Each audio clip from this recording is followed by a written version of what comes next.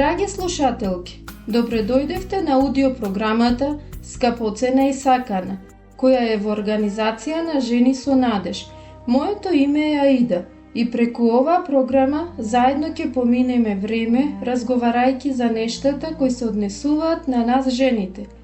Ќе ги споделиме нашите радости и разочарувања, предизвици и победи и најважно од се, во секоја епизода ќе се потсетиме на вредноста која ја имаме ние жените и колку сме скапоцени и сакани во Божите очи.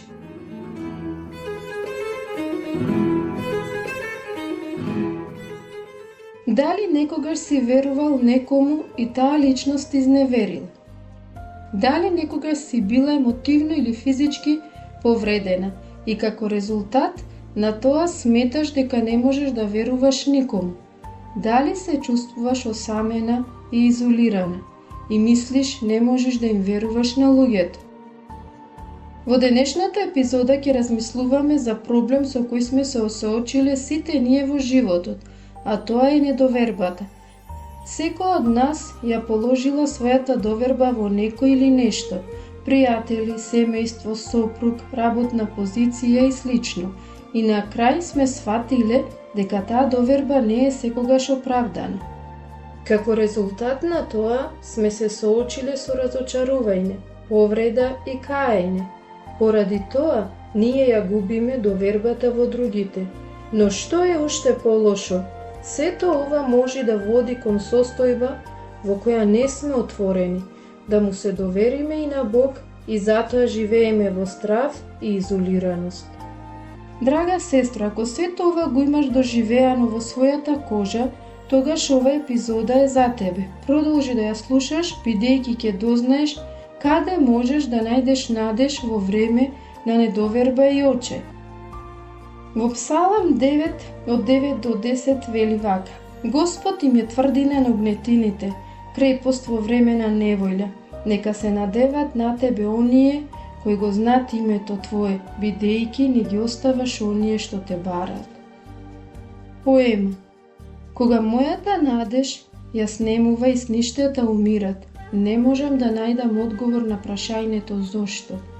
Кога им верувам на луѓето и тие ми изневеруваат, болгата и разочарувањето остануваат дел од мене. Кога морам да се соочам со бури и неуспеси, едноставно што ми останува е да одам кај Бог.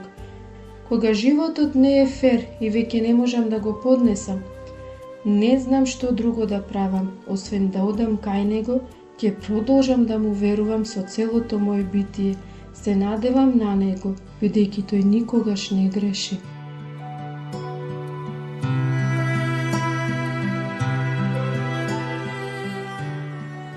Запознајте се со Лина, таа е слушателка на оваа програма, која во минатото се соочила со недоверба и болка, но сега е исполнета со надеж и вера. Моето име е Лина и јас имам 35 години. Во животот имав многу разочарувања, повреди, болки и моменти кога сум изгубила доверба во некого. Уште кога имав 2 години и имав потреба од љубовта на моите родители, кога ми беше потребна сигурност и безбедност, татко ми се разведе од мајка ми, без некоја посебна причина. Тој го напушти семејството само затоа што сакаше да живее сам. Како резултат на тоа јас пораснав само со еден родител и секојдневно бев сведок на мизеријата низ која минуваше мајка ми, а јас и сестра ми заедно со неа. Мојата прва средба со недовербата беше во моментот кога татко ми не напушти. Мајка ми требаше многу да работи за да не прихрани мене и сестра ми. Многу пати си велев во себе: ај што ја остави мајка ми да живее во толку лоши услови, но како можеше да ги остави и своите 2 ќерки без татко? Како резултат на тоа, болно искуство дојдов до заклучок дека не можам да верувам никому во животот, особено не на татко ми. Со оглед на тоа што мајка ми беше самохранен родител, таа мораше многу да работи и затоа не ја гледав многу по дома. Кога ќе ме требаше да е тука за мене, за да ме прегрне и да разговара со мене, таа велеше: дека е премногу уморна и дека треба сите да одиме на спиење. Иако се обидував да ја разберам, сепак длабоко во мене почна да се јавува недоверба и кон неа. Поради лошите услови во кои живеевме, јас и сестра ми не можевме да одиме на училиште, што значи дека по цели денови седевме дома и ги завршувавме домашните обврски. Немав образование, немав пари, немав љубов или грижа од моите родители и сето тоа влијаеше лошо на мене. Чувствував недоверба, осаменост и страв. За нештата да бидат уште полоши, мојот вујко се понуди да ни помогне и затоа не зеде да живееме со него.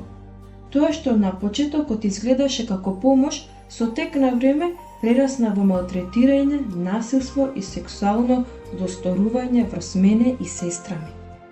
Сега имам 35 години, но тие долги години на страдање оставија лузни и болки во моето срце. Најважно од се е тоа што одлучив никому да не верувам.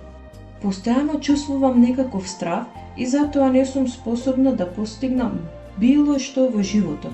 Се плашам дека можам да бидам злоупотребена или пак напуштена од другите. Ако мајка ми, татко ми не ме сака, кој друг може да ме сака на овој свет? Сметав дека не можам да му верувам и на Бог, бидејќи тој дозволи да минам низ толку лоши околности. Приказната на Лина се уште не е завршена, токму кога изгледаше дека нејзиниот живот е целосно исполнет со темнина, Божјата светлина продре во нејзиниот живот и даде надеж да продолжиме со слушање на нејзината приказна.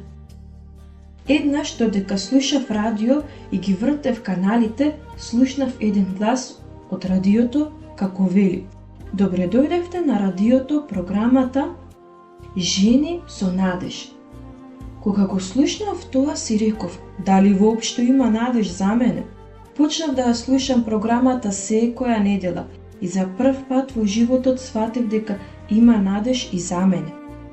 Преку програмата слушнав за Исус, неговата љубов и како тој даде надеж на самаријанката кај бунарот, чија приказна е запишана во Евангелието според Јован, глава 4. И самаријанката беше безнадежна и ја изгуби довербата во себе, а и во луѓето околу неа. Преку таа радиопрограма дознав дека Бог ја знае мојата болка, дека ме гледа како личност која има вредност и затоа почнав да ја верувам дека сум способна за големи нешта во животот. За прв пат во животот знаев дека има некој на кого можам да му верувам и со кого можам да ја споделам болката. Сватив дека се што мислев и верував за Бог до тој момент е погрешно. Бог не е строг и крут, туку некој кој ме сака и ми вели дека многу вредам. Вистината е дека во животот има болка и страдање, но тоа е поради гревот на нас луѓето. Исус Христос дојде на овој свет за да не спаси од нашите гревови и да ни даде надеж за нов живот.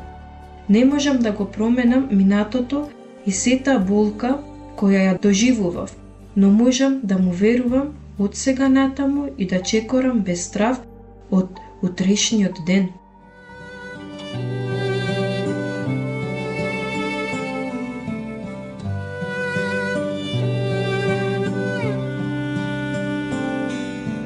Tis so sweet to trust in Jesus, just to take him at his word, just to rest upon his promise, just to know thus saith the Lord.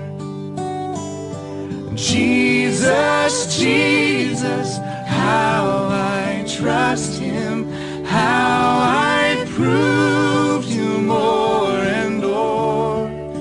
Jesus, Jesus, precious Jesus, oh, for grace to trust him more.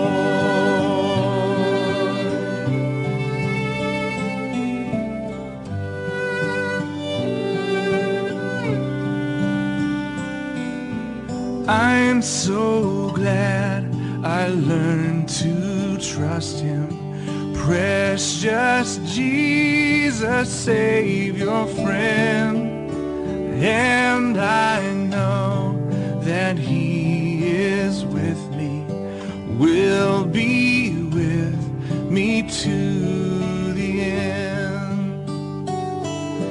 Jesus, Jesus, how I trust him, how I proved him more and more. Jesus, Jesus, precious Jesus, oh, for grace to trust him more. И посакуваме добре дојде на Сара во нашата програма, скапоцена и сакана, таа е професионален христијански советник и психолог. И денес со неја ќе размислуваме за тоа што значи да се изгуби довербата во луѓето. Која е болката која се појавува при ова искуство, но исто така и надежта која имаме само во Бог. Сара, моето прво прашање е што значи изгубена доверба? Пред да размислуваме за губењето доверба во другите, сакам да дефинираме довербата како поим. Да се има доверба значи да се поседува цврста увереност за добрите намери на луѓето. Ова е важна човечка одлика и е од неопходна важност да ја имаме, доколку сакаме да бидеме среќни и задоволни.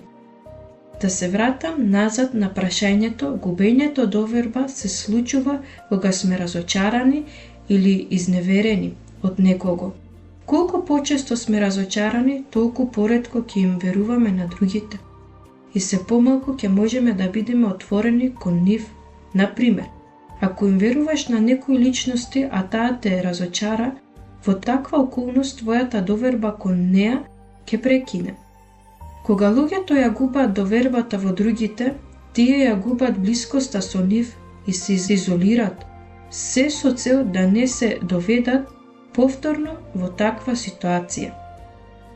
Правејќи го тоа, ние почнуваме да се сомневаме во мотивите на другите луѓе. И секогаш кога некој прави нешто добро за нас, сметаме дека таа личност има скриени намери. Со тоа ги оддалечуваме другите од себе, а потоа се жалиме што се далеку. Кои се симптомите на изгубената доверба во луѓето? Како можеме да препознаеме дека се бориме со ова? Чувствата играта голема улога во нашето функционирање како жени. Затоа, еден од првите симптоми на ова состојба е појавата на чувство на тага или гнев. Потоа се појавува чувство на депресија и анксиозност, недостаток на сон, нарушување во исхраната, панични напади, страф од започнување нови пријателства, повлекување од веќе постоечките пријателства и проблеми со близина со другите луѓе. Има уште еден симптом кој е поврзан со духовниот живот. Како резултат на нашата неспособност добро е да расудуваме, ние почнуваме да се сомневаме и во нашата вера и со тек на време духовниот живот губи на квалитет, ја занемаруваме молитвата и нашето општење со Бог се лади. Ваквата ситуација ја споредуваме со еж. Ежовите се многу мили животни, но однадвор се покриени со боцки. Ако се обидете да ги допрете, сигурно ќе настрадате. Во некои случаи, жените кои имаат проблеми со недоверба кон другите се исти како ежови. Тие не дозволуваат никој да им се приближи, бидејќи не сакаат повторно да бидат повредени. Ако побарате од мене да кажам еден главен симптом на оваа состојба, неосомнено тоа би бил стравот. Жените се плашат дека повторно ќе бидат повредени.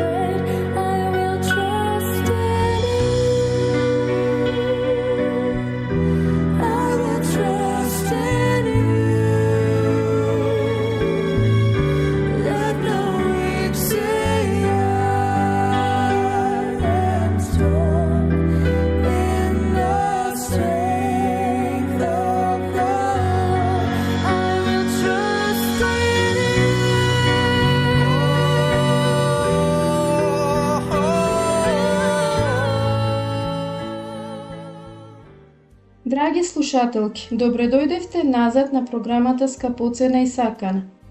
Сара, како да научиме да му веруваме на Бог, на себе си, а и на другите?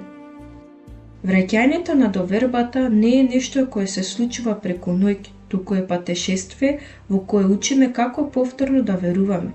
Како што кажав предходно, губењето доверба влијае врз неколку аспекти од животот на жената. Сето тоа започнува кога ќе се доживее некакво разочарување, предизвикано од друга личност. Потоа жената почнува да се сомнева во себе и своите одлуки, а на крај недовербата се пројавува и во општењето со Бог.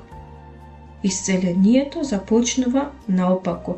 Прво треба да научиме да му веруваме на Бог, потоа ќе си ја вратиме довербата во себе и на крај ќе можеме да им веруваме на другите. Како да го сториме тоа? Прво мораме да почнеме да работиме на нашиот систем на верување. Треба да препознаваме и прифатиме дека Бог е нашиот создател, дека тој го знае секој дел за нас и само тој може да ни исцели и обнови. Сакам да те охрабрам да му се молиш на Бог и пред него да ги искажеш своите чувства на разочарување, тага и гнев. Кога се молиме, ние всушност разговараме со Бог. Се отвараме пред него и ги споделуваме своите болки и потреби, а тој не слуша. Во Библијата, во Новиот Завет, конкретно во првото послание на Јован глава 5 стих 14 пишува: И тоа е увереноста која ја имаме пред него, дека ако побараме нешто по неговата волја, тој не услушува. Драга пријателке, сакам да знаеш дека Бог има разбирање за ситуацијата во која се наоѓаш. Тој те сака безусловно. Во Старозаветната книга на пророк Еремија глава 31 стих 3 Бог вели: Со вечна љубов те засакав и затоа останав милостив кон тебе. Кога ќе ја прифатиш оваа љубов, ќе сватиш дека Бог е некој на кој можеш да му веруваш и ќе почнеш да ги отфрлаш лагите на сатаната со кој тој се обидува да те оддалечи од твојот создател. Сара, откако ќе се случи ова внатрешно исцеление, како да дојде до исцеление во другите области од животот? Еве неколку практични чекори за нашите слушателки. Прво, откажи се од циничниот и недоверливиот став кон сите кои сакаат да бидат блиски со тебе. Соочи се со фактот дека имаш таков став и работи на тоа. Второ, научи да комуницираш со другите, немој да ги криеш своите чувства и немој да ти биде срам поради тоа што имаш такви чувства во себе. Луѓето не можеат да го слушаат тоа што не им го кажуваш. Наместо само да се повлечуваш од другите, обиди се да им кажеш како се чувствува за да те разберат. Трето, одлучи да простиш. Донеси свесна одлука да им простиш на оние кои те сгрешиле во минатото. За ова можеби ќе ти треба одреден период, но важно е да истраеш во одлуката да простиш. Четврто, фокусирај се на иднината, остави го минатото зад себе и мисли на прекрасните нешта кои можат да бидат дел од деновите што следат. Во посланието до Филипјаните 3:13 пишува: Го заборавам она што е зад мене и се стремам ко целта која е пред мене.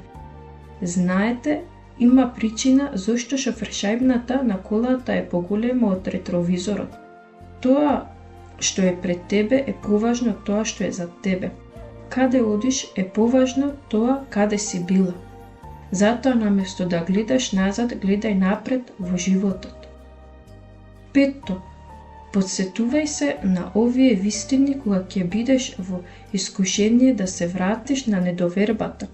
Мораш да бидеш свесна дека иако тргнеш на патешествие кон исцелението, сепак има ситуации поради кои во мислите ќе се навратиш на минатото. Кога ќе се случи тоа и ќе сакаш да се вратиш назад, стариот живот добро е да побараш подршка од другите. за да ти помогнат да не го сториш тоа. Ова покрај другото ќе ти помогне да им веруваш повеќе на луѓето. 6. Барај професионална помош. Советникот може да те слуша и да ти помогне да разграничиш помеѓу минатото и сегашноста, да те води кон враќање на довербата во Бог, кон себе и кон луѓето. Ти благодарам, Сара, за ова исклучително важна дискусија. Нека Бог ни помогне на сите нас во процесот на исцеление.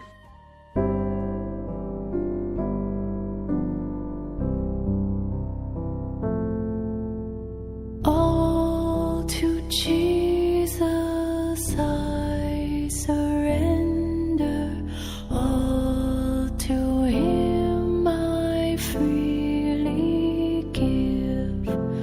I will ever love and trust Him, in His presence daily live. I surrender all. I surrender all to Thee, my blessed Savior. I surrender all to Jesus I surrender, humbly at His feet I bow. Worldly pleasures all forsaken, take me, Jesus, take me now. I surrender all. I surrender all to Thee, my blessed Savior. I surrender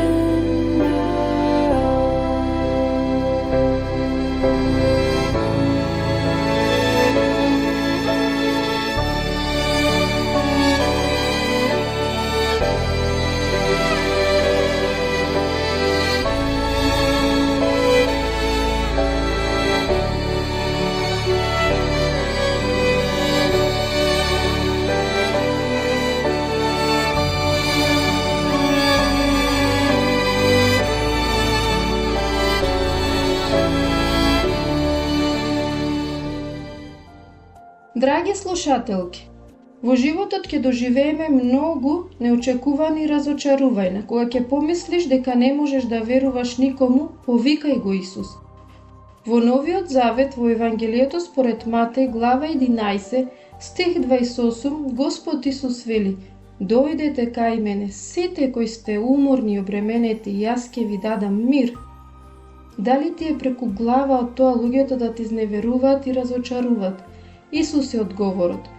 Тој вети дека ќе ти даде одмор и мир. Можеш да дојдеш кај Него во секое време. Тоа е навистина прекрасно. Замисли се, мојкни од Бог, оној кој те сака и оној на кој можеш да му веруваш во секое време. Ти вели дека преку молитва можеш да му се обратиш кога сакаш. Тоа значи дека Бог сака да разговара со тебе. Да, со тебе. Тој го знае твоето име. Сваќаш ли колку си сакана и скапоцена во Неговите очи? Затоа сакам да те охрабрам да ја прифатиш ова Негова љубов и да почнеш да го следиш во секојдневието. Ако го направиш тоа, тој ќе ти даде мир во умот и срцето, без разлика кои се твоите животни околности, без разлика на твојата семејна или религиозна позадина. Ако дојдеш кај Исус Христос со вера, и ако го следиш, тој ќе го реши проблемот со твоето скршено срце и со недовербата.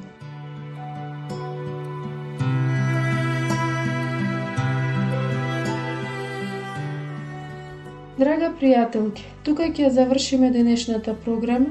Се молам Бог да те охрабри од тоа што го слушна денес и да му дозволиш да влезе во твојот живот и тој да те раководи. Сети се, ние сме грешни и заслужуваме смрт, но Исус умре на крстот за нас, за да ја плати цената на нашиот грев. Те охрабрува да ја прифатиш неговата љубов и неговото дело. Тој ќе ти го промени животот. До следната наша епизода, не заборавај дека во очите на Господ Бог ти си скапоцена и сакана. Ако имаш какво било прашање или сакаш да ја споделиш твојата приказна со нас, или сакаш потреба од молитва, биди слободна да не контактираш на адресата Жени со надеж.